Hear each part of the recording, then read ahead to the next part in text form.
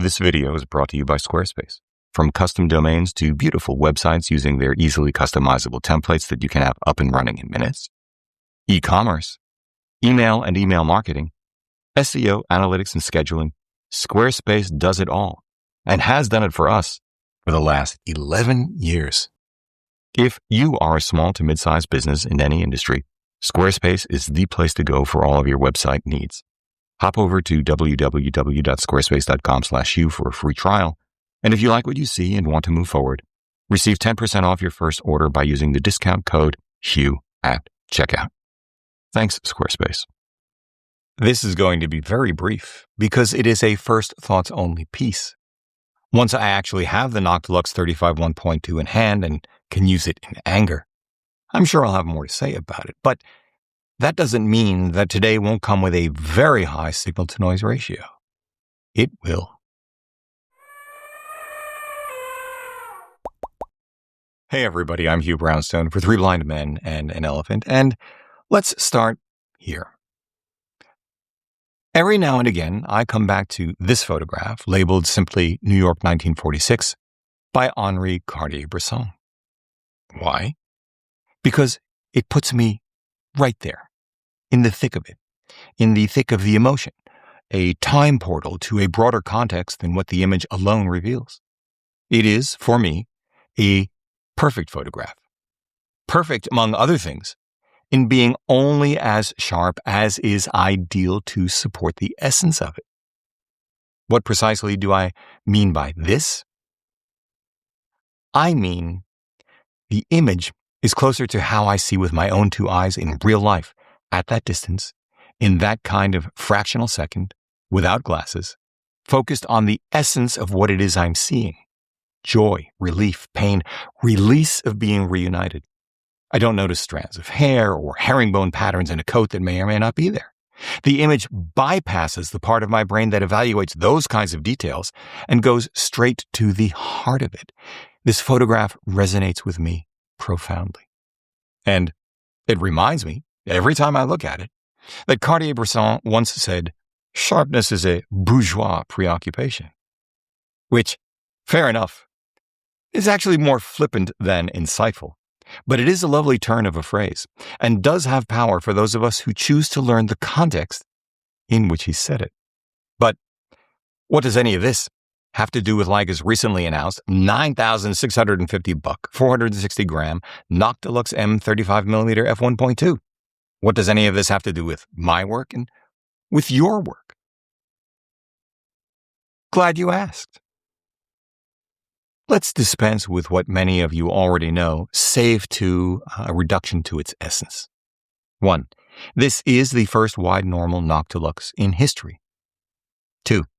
This alone makes it a halo lens for the company, never mind that it is also the first clean sheet design Noctilux the company has introduced in 8 years. 3. It is also the smallest and lightest Noctilux in history, I think, but I think this is a function of more than just the focal length. In fact, I think it fair to assert, and this is where it's already getting interesting, that the set of trade-offs the team made for this Noctilux are different from the ones Leica has made in previous Noctiluxes. Noctili?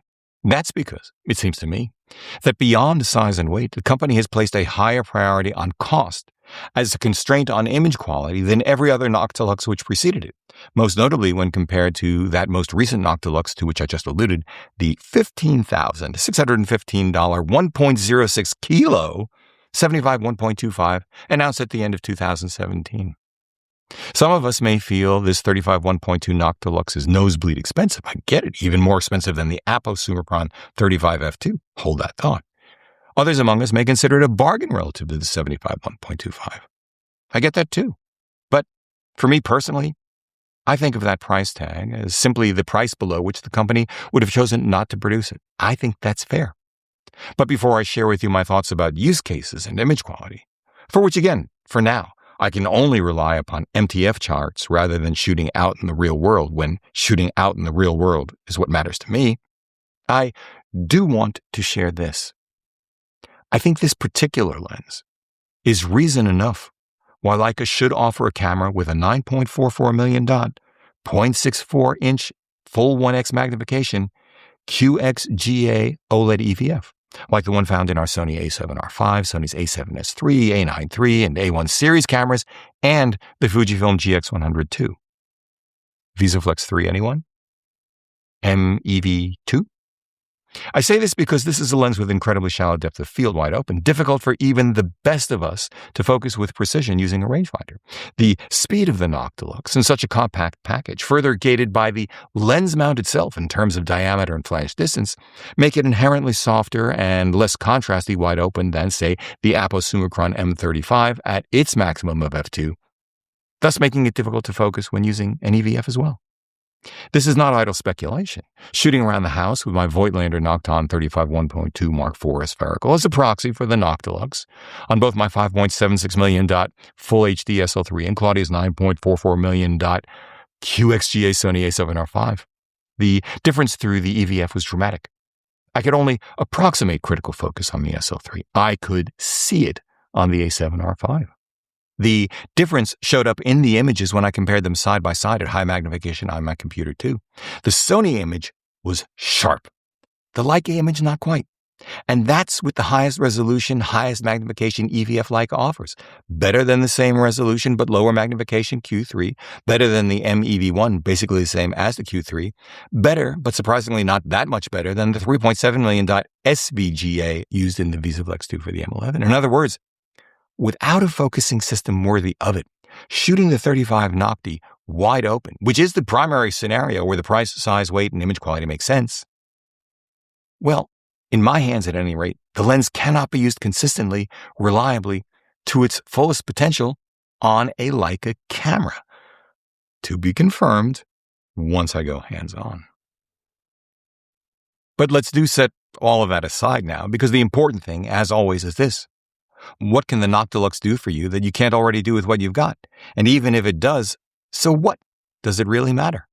Leica's marginally less expensive, but notably smaller and lighter, $9,050 300-gram Summicron M35 f2 that I just mentioned is technically significantly sharper and better corrected than the Noctilux. This will come as no surprise to Leicophiles or others among us well-versed in lens trade-offs, because corner-to-corner sharpness, vignetting, and chromatic aberration, even distortion, have always been the compromises made for the very fastest glass. Until, that is, about now, Q Sigma's 135 1.4 DG Art and 35 1.2 DG2 Art, big honkin' lenses, though, hold that thought. The real question is, will any of us notice those image quality differences perusing, say, a 12 by 12-inch coffee table book? Of course, it depends on subject matter, and I look forward to confirming this for myself, but I'd guess for 95% of us, 99% of the time, it will not. Especially because at f1.2, corner-to-corner sharpness is not likely to matter, because it will most often be used for portrait, and even if the subject is moved off-center to, say, mid-frame, the Noctilux should be well up to the task. The larger point? If we find ourselves looking hard at lens performance, then the substance of the photograph itself must have been insufficient to hold our attention. And if it's urban landscape, where edge-to-edge performance is critical and is part of my jam, why schlep the weight and bear the opportunity cost of that 1.2 when 5.6 is the better aperture for it? So, buying the Noctilux has got to be about shooting wide open, right? Especially in the modern era of AI-assisted masking and the not quite there yet but inevitable AI-assisted blur bokeh, you get the idea. Well, sure, except you do have to ask yourself these three questions. 1, why am I going to shoot at f1.2? I mean, what am I going to shoot? 2, how often am I going to shoot at f1.2? And 3, should I be thinking about acquiring more gear or acquiring more experience? Or is that even right? Should you be asking yourself, instead of acquiring anything, instead of asking anything, should you be committing to showing up in the right place at the right time, maybe to take photographs, maybe not? That was Cartier-Bresson too, more than anything else, first made possible by those early Barnack Leica and Leica lenses. Of course, once we widen our field of view to alternatives, one might ask, what about the latest $6,415 388-gram Summilux M35 1.4 spherical? Another good question, because a Summilux is notably smaller, lighter, and, relatively speaking, less expensive than the Noctilux, marginally closer focusing too, while giving up just about half a stop, which in turn is just about half an inch shallower depth of field at 3 feet for an environmental portrait or two-shot. How often, by the way, would you really want to get that close for portraiture? Then again, why stop there? What about that $1,000 300-gram Voigtlander Nocton 35 1.2 Mark IV, which I think is the sleeper among these lenses, or the $700 328-gram Fipox Samara 35 f 1.4? Entirely credible for build and image quality, though not Leica level and not really Voigtlander quite either. At the other end, if you want the best 35mm Leica makes, the best full-frame 35mm on the market, on the planet, period, that would be Leica's $5,560 750-gram autofocusing aposummicron SL35 f2. I ought to know. I bought one.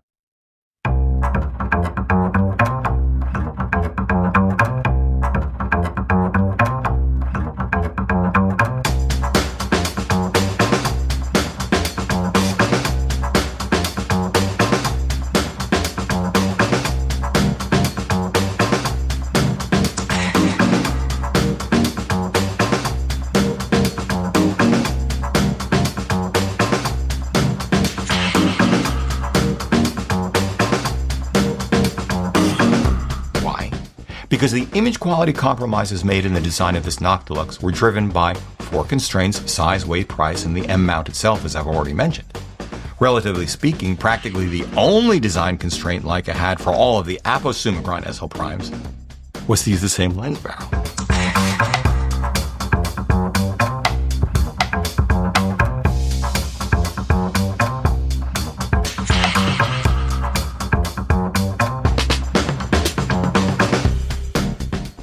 I think of the aposummicron SL prime lineup as the industry reference standard, every one a god-tier optic, which very few of us actually need.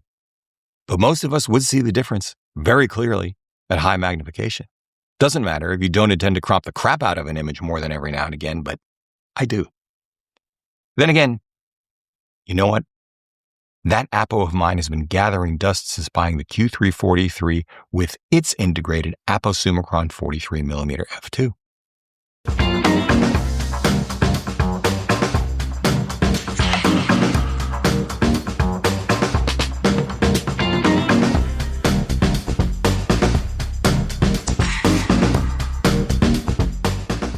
Still, of course, neither one matters if you insist upon f1.2 subject isolation.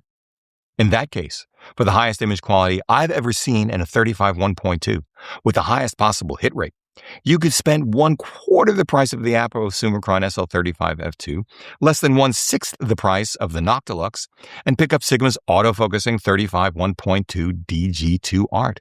Sure, it's closing in on twice the weight of the Noctilux and takes up more than 3 times the space in a camera bag, but pick your poison.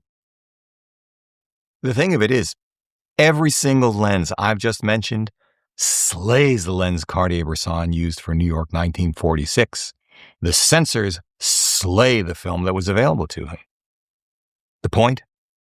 Doesn't matter that this Noctilux-M doesn't offer the same clinical perfection of the aposummicron SL.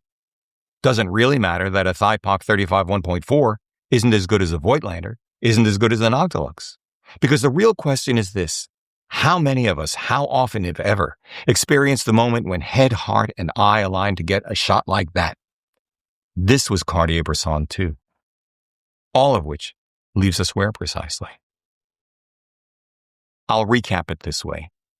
If you're a Leicaphile who's been waiting for just this lens, your ship has come in. You know why you want it. You know what it can and cannot do. And you have both the wherewithal and the inclination to grab one while you can. Something this good, this small, this light, this fast. I understand. Still, $9,650 is crazy money compared to any other 35 1.2 out there, even more crazy compared to any 35 1.4. But compared to the best Noctilux I've ever had in hand, that $15,650 1.06 kilo Noctilux-M 35 1.25, it's a bargain. There, I said it myself, even if each serves a very different purpose. Anyway, I say, you want one? Good on you. Go for it. Take pleasure in knowing that what you've attached to your M, or SL for that matter, is Leica's absolute state-of-its-art wide normal at the intersection of size, weight, speed, and price. All of these parameters given higher priority than the most recent previous clean sheet design Noctilux, that's 75. For those few of us who cannot countenance that kind of dosh, but can and would pony up for something between a third and a half less, I encourage you to see if you can make do with the latest half-stop slower 338-gram 35 lux, $6,450 new, about $5,000 used in excellent condition. I have to tell you, its rendering at 1.4 on an M11 monochrome is lovely. Still too much money? And you don't want to surrender that half-stop? I get it, of course. Take a really close look at that $1,000 300-gram Voigtlander 35 1.2 Mark IV spherical. It's sharp in the center wide open, with better chromatic aberration control, if memory serves, than the Noctilux 50 0.95 I had in hand years ago. It suffers a little more distortion than I'd like, with fairly severe vignetting that, on the other hand, I quite like. But taken in toto, I think it's terrific for what it is, and modern editing suites can clean up what isn't. It's also significantly smaller than the Nocton 50 1.0 I bought and also enjoy on my SL3, and at 116 grams lighter than the Noctilux, just about 75% of the weight.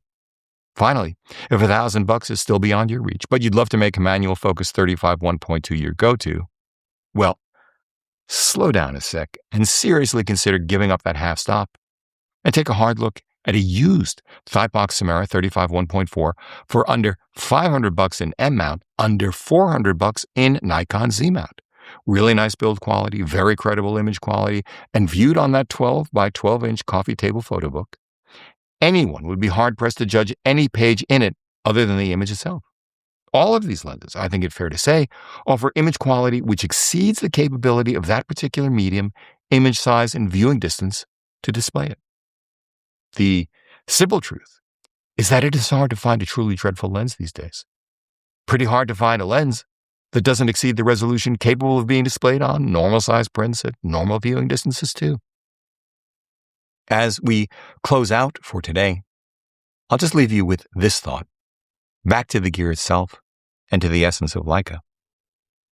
In the end, Leica have just delivered the fastest, highest performance M mount 35 1.2, of which they are capable within the constraints of the highest build quality, smallest and lightest envelope, at a price they believe the market will support. On that basis alone, it just might be the best Noctilux ever. And they're building it in Germany, where they've brought in-house the state-of-the-art precision glass molding process to do it, at a point in time when many manufacturers are moving everything offshore. In other words, Leica is still Leica. And for that, I don't have to wait for the Noctilux in hand. I'm happy. This video is brought to you by Squarespace. From custom domains to beautiful websites using their easily customizable templates that you can have up and running in minutes, e-commerce, email and email marketing, SEO, analytics, and scheduling, Squarespace does it all and has done it for us for the last 11 years. If you are a small to mid-sized business in any industry, Squarespace is the place to go for all of your website needs. Hop over to www.squarespace.com/hugh for a free trial. And if you like what you see and want to move forward, receive 10% off your first order by using the discount code HUGH at checkout. Thanks, Squarespace. If you like what you've seen here today, please give a thumbs up, subscribe to the channel, join the conversation in the comment section below because this is an exceptional audience. If you'd like help with a portfolio review, gear selection, finding or honing your artistic voice, sign up for a one-on-one mentoring video call via Zoom at 3bmep.com/booking. Finally, please consider supporting our work by using the no-cost you affiliate links down below, sending us coffee money via PayPal, or most especially, joining us on Patreon, links down below as well. However you choose to support us, as always, we thank you for it.